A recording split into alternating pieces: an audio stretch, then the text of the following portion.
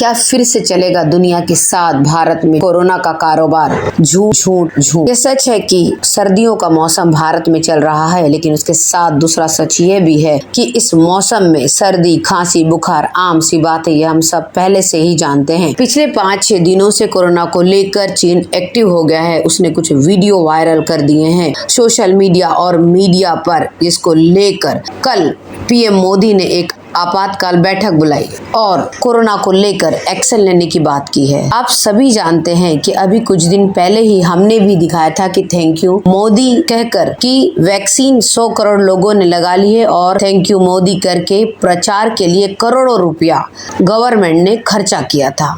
फिर उस वैक्सीन लगे लोगों का क्या होगा? जिन्होंने वैक्सीन लगवाई है तो इसीलिए लगाई थी कि कोरोना ना हो, लेकिन अब कोरोना करने का क्या मतलब है? क्यों मोदी जी, क्या हुआ? या फिर शाहरुख खान की लोकप्रियता, बेरोजगारी के सवाल, गिरती अर्थव्यवस्था, भारत जोड़ो यात्रा का सफल अभियान, ऐसी सारी चीजों पर आप कोरोना का मास्क क्यों भला चढ़ाना चाहते हैं? इसलिए यह बेशर्म कोरोना बुलाया जा रहा है झूठे चाइना के द्वारा। खैर, कांग्रेस की प्रवक्ता सुप्रिया श्रीनाटे ने इस कोरोना को लेकर बीजेपी को कल बहुत लताड़ा है। सुनिए उन्होंने क्या कहा है। आज हिंदुस्तान के स्वास्थ्य मंत्री मनसुख मांडविया जी ने राहुल गांधी जी को और राजस्थान के मुख्यमंत्री, जहां पर अभी तक भारत जोड़ो यात्रा थी, उनको एक खत लिखा और उस चिट्ठी में कोरोना का उल्लेख किया और मास्क की, सैनिटाइजर की, वैक्सीनेशन इत्यादि की बात करी भारत जोड़ो यात्रा के संदर्भ में।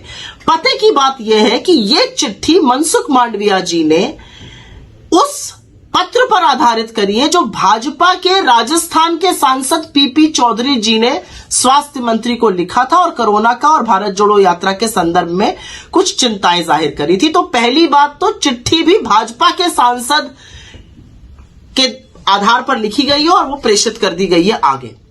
हम बहुत अभिभूत हैं आपकी चिंताओं को देखकर, लेकिन हम उसी स्वर में आपसे यह भी पूछना चाहते हैं कि क्या यही आईना, क्या यही चिंता मोदी जी को भी बताई गई है? क्योंकि 2 दिन पहले तो वो त्रिपुरा में रैली कर रहे थे, ठीक ठाक भीड़ भी आ गई थी। तो क्या वहां पे कोरोना नहीं फैलेगा क्योंकि वहां पे महामानव चले गए? पहली बात। दूसरी बात, और मैं ये बड़ी जरूरी बात आपसे करना चाह रही हूं कि क्या हिंदुस्तान में कोरोना को लेकर कोई नए प्रोटोकॉल बनाए जा रहे हैं? क्योंकि अभी तक तो आप लोग अपनी पीठ ठोक के और सीना तान के कहते थे कि कोरोना पर हमने विजय पा ली। आज कहीं कोई नियम कानून ही नहीं है, चाहे प्लेन हो, चाहे ट्रेन हो, चाहे सार्वजनिक जगह हो, बिना मास्क के लोग आराम से घूम रहे हैं। इसका मतलब कोरोना नियंत्रण में है। और एक बहुत जरूरी बात यह भी कि क्या आपके मंत्रालय ने कोरोना के संदर्भ में कोई नए नियम और कानून बनाए हैं?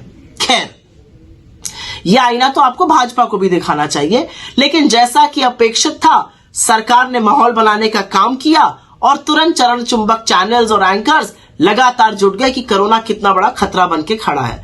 तो मेरे 2-4 आपसे सवाल हैं। अगर कोरोना इतना बड़ा खतरा बन के खड़ा है और पार्लियामेंट सेशन में है, तो पार्लियामेंट में इस पे चर्चा होनी चाहिए। पार्लियामेंट का सत्र कैसे चलने दिया जा रहा है?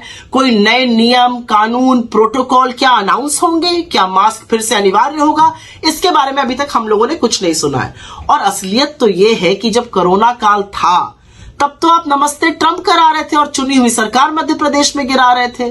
आप तब तो दीदी ओ दीदी कर रहे थे बंगाल में। आपने बंगाल में, असम में, उत्तर प्रदेश में चुनाव करवाए जब लाशें तैर रही थी और वहां से रामनामी खसोटी जा रही थी। अब आपको कोरोना की चिंता याद आ गई। ये कुछ नहीं है, ये भारत जोड़ो यात्रा को देखकर भारतीय जनता पार्टी की अंदर की जलन और द्वेष है। लेकिन आप कुछ भी कर लीजिए, कितनी भी बाधाएं लगाने का काम करिए, जो अपूर्व जन स्नेह और जन समर्थन हमें मिल रहा है उसके बारे में आप कुछ कर नहीं पाइएगा, ये याद रखिएगा। मैं सिर्फ इतना कहना चाहती हूं, संविधान की शपथ लेकर आप एक मंत्री बने हैं, भाजपा के इशारों पर नाचने वाली कठपुतली मात्र बन के मत रह जाइए। भारत जोड़ो यात्रा को कोई ताकत रोक नहीं सकती है। जैसा कि हम जानते हैं कि भारत की मोदी मीडिया इतनी वफादार है कि अपने कामों को लेकर वह इतनी सरकार की खुशामद करने लगती है कि बस आप पूछो ही मत। अभी ज़्यादा दिन बीते नहीं हैं कि इन्हीं के मोदी मीडिया का एक दलाल जो तिहाड़ी सुधीर चौधरी है, उसने मोरबी हादसे में मरे हुए लोगों को कहा था कि उनकी गलती से ही लोग मर रहे हैं। अगर लोगों की फिक्र होती तो इस तरह की आप बयानबाजी न करते अपने न्यूज़ चैनल पर आकर। आइए हमारी मोदी मीडिया किस तरीके से कोरोना की खोज में लगी है और सुनते हैं वह क्या अपने चैनलों पर लोगों को डराने के लिए कितने पैंतरे इस्तेमाल कर रही है। 2023 से पहले लगेगा लॉकडाउन। 5 देशों में फिर बढ़ने लगे कोरोना के मामले। कोरोना का कहर, फिर लगेगा लॉकडाउन। चीन में न शमशान में जगह है न अस्पताल में, लाशों का अंबार, चीन में हाहाकार। कोविड पर हाई अलर्ट में विपक्ष को क्यों दिखा कपट। अब बचना तो जनता को है, क्योंकि हर समय मारी जाती है सत्ता के हाथों, फिर चाहे वह कोरोना के नाम पर, लॉकडाउन के नाम पर, ऑक्सीजन सिलेंडर के नाम पर या फिर वैक्सीन और दवाओं के नाम पर। बचिए और बचाइए अपने परिवार वालों को, पड़ोसियों को, पहचान वालों को, क्योंकि हम सब एक ही है। इस चाइना के झूठ से हमें बचना होगा इस बार, वरना इस बार पहले से ज्यादा लाशों के ढेर लगाए जाएंगे इस देश में।